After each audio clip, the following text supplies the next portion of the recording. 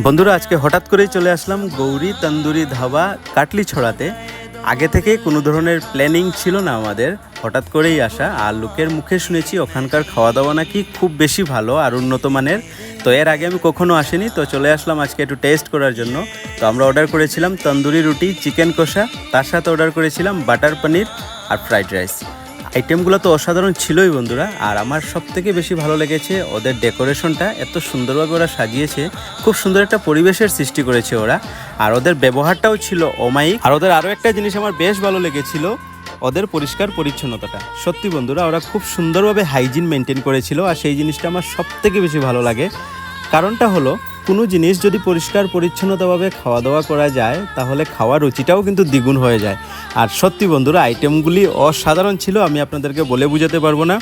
কখনো যদি সুযোগ পান তাহলে গৌরী তন্দুরি ধাবা কাটলিছড়াতে আসেন, সত্যি অসাধারণ ছিল।